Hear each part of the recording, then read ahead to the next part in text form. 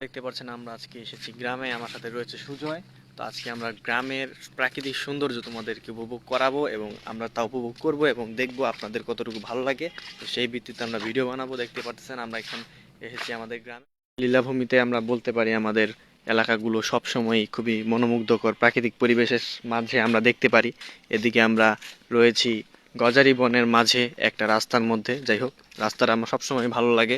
এদিকে কিছু বাড়ির দেখতে পাচ্ছি আমরা সবাই। আমরা আজকে এমন একটা জায়গায় যাব যেখানে গেলে গরমকালেও গরম লাগে না। মানে বাতাসে যদি আপনি ঘুমিয়ে পড়বেন, ওই জায়গায় যদি আপনি বসে থাকেন ঘুমিয়ে পড়বেন। তো এদিকে আপনারা যদি এক্সপ্লোর করতে চান, এক্সপ্লোর করার মতো অনেক ধরনের অ্যাডভেঞ্চার আপনারা করতে পারবেন, দেখতেই পাচ্ছেন।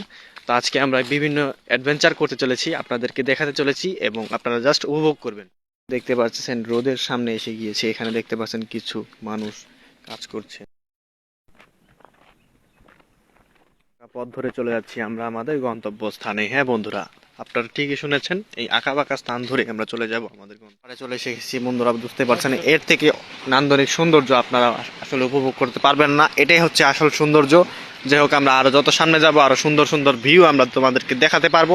আপনারা আমাদের সাথে থাকুন। বুঝতেই পারতেছেন আজকে আমরা চলে এসেছি আমাদের এই গন্তব্যস্থানে খামারপাড়ে। এই সৌন্দর্যের ভিউটা আসলে আমার কাছে সবসময় ভালো লাগে, আপনাদের কাছে অনেক ভালো লাগার কথা। যাই হোক বন্ধুরা, বুঝতেই পারতেছেন এখানে কিন্তু অনেক সুন্দর বাতাস আমরা উপভোগ করতে পারি যদি আমরা এখানে আসতে পারি। যাই হোক, ওই দূরে একটা বাড়ি দেখতে পাচ্ছেন আপনারা। যাই হোক, আরো যত সামনে যাব আসলে অনেক বাতাস আমরা ফিল করতে পারবো। যাই হোক, আমরাও সামনে যাই আরো সৌন্দর্য উপভোগ করি।